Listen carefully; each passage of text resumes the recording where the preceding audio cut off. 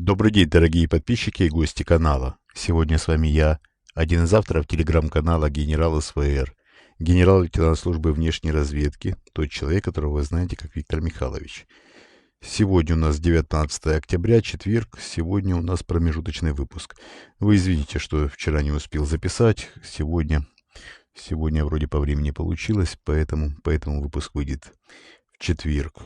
В комментариях к этому выпуску оставляйте свои вопросы, на которые я отвечу уже в субботу, скорее всего, 21 октября. Так, перед тем, как формулировать вопрос, напишите слово «вопрос» или ставьте знак вопроса. Также вы можете поддержать наш канал, просто написав приятный комментарий, приятное сообщение, ну, либо оставьте свою критику, если вы считаете нужным и возможным нас критиковать. Но только без глупости, без пошлости, без оскорблений.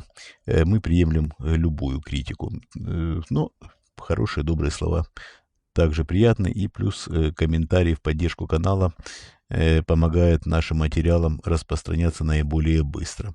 Также хочу вам напомнить, что в четверг или в пятницу, как удастся выкроить время, я отвечаю на вопросы наших уважаемых подписчиков в Patreon.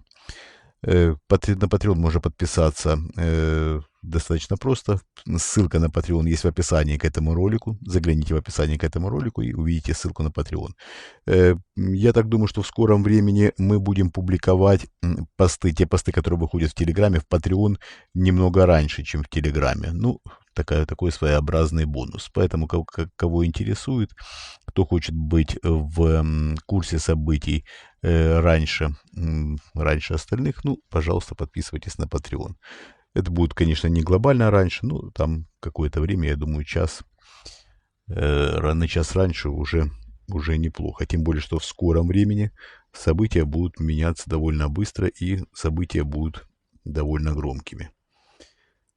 Так, теперь перейдем к событиям. Ну, основное событие у нас одно. Визит двойника президента России Владимира Путина в Китай. Это знаковое событие, знаковое без лишнего пафоса. Это действительно очень важный был визит. Мы уже говорили о том, что руководство Китая в лице Си Цзиньпиня и его окружения хотели посмотреть на двойника и решить, что это за фрукт, как он собирается. Ну, даже под колпаком. Ведь мы все сами с вами также прекрасно понимаем, что даже под колпаком, даже под кураторством все равно есть некая доля самостоятельности, есть некая доля даже ответственности у дублера. Ему дают определенную вольность. Мы обещали еще большей вольности после смерти президента России Владимира Путина.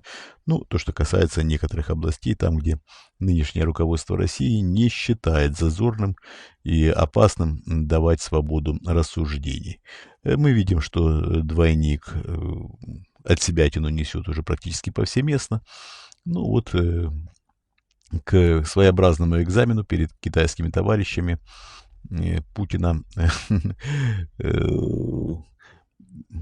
информировали, что будет двойник. Ну вот и то, что идет подготовка, но вот доклад о том, как прошел экзамен своеобразный перед руководством Китая, Путина не особо информировали, вернее, дали ему общую сводку и не особо в детали не посвящали, а детали были довольно интересны. Ну, во-первых, надо опять-таки отметить, что дублер посетил форум «Один пояс, один путь», который устраивал Китай. Это третий форум за 10 лет. Но со временем этот форум превратился в такой визит вассалов Китая и людей, желающих оказать почесть китайскому руководству. Двойник пришелся на этом форуме как нельзя кстати. Ну и не просто как нельзя кстати, а как раз в тему. То, что один пояс, один путь претерпевает некие изменения, сам масштаб этой идеи был сокращен есть альтернативное видение подобных проектов. Вы это прекрасно знаете, через Саудовскую Аравию, Индию, через Израиль. Сейчас пока и этот проект приостановлен из-за военных действий в Израиле, но, тем не менее, идеи есть, и идеи будут воплощаться со временем.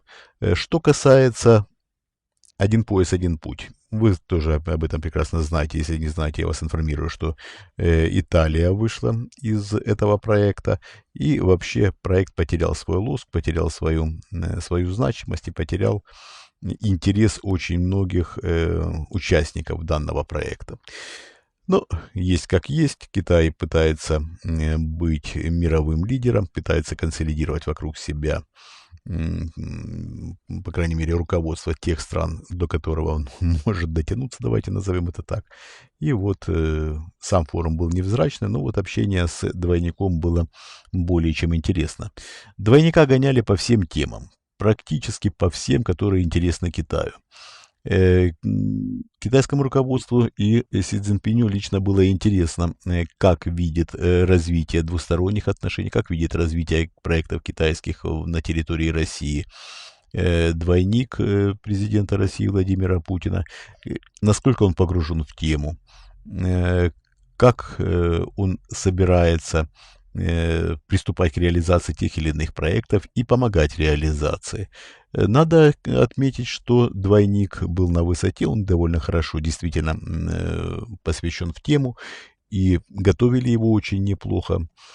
И, в общем-то, все ответы, которые дал дублер президента России Владимира Путина, удовлетворили китайское руководство, потому что практически все ответы были комплиментарны по отношению к Си Цзиньпиню и его окружению. Комплиментарны в том плане, что, дескать, любой каприз, все, что захотите, все сделаем, и показал, самое главное, глубокую погруженность в материал.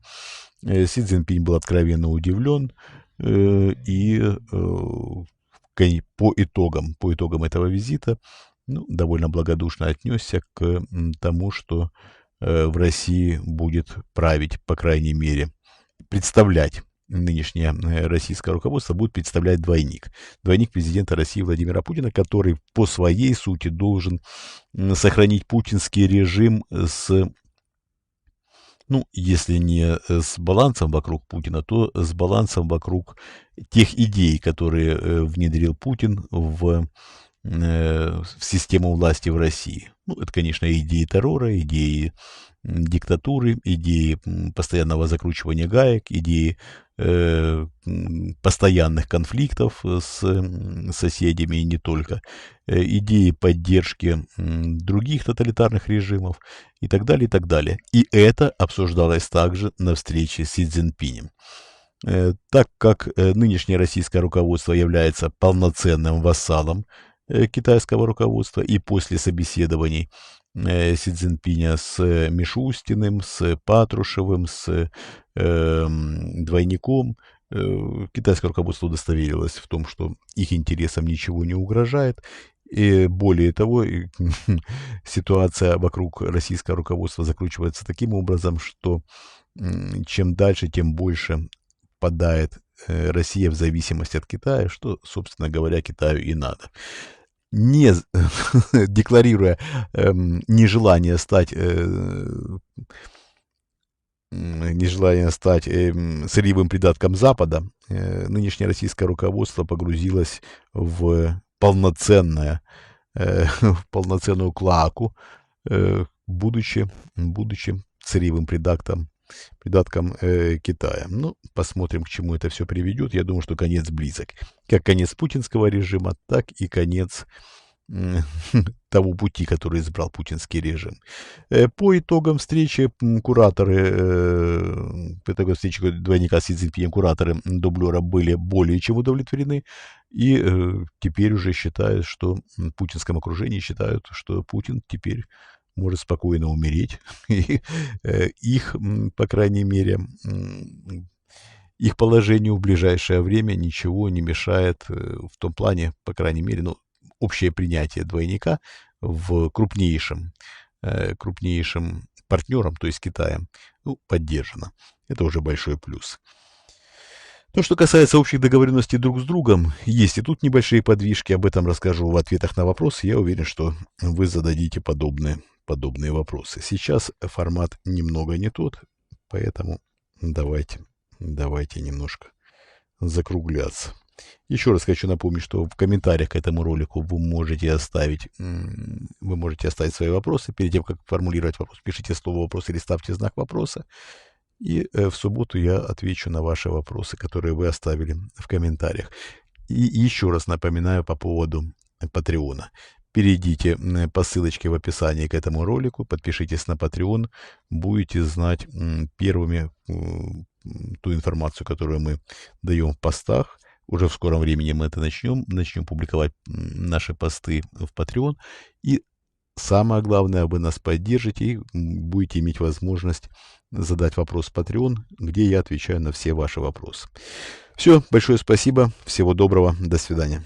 Мы вас любим, это искренне, это самое главное, конечно же, мы работаем для вас.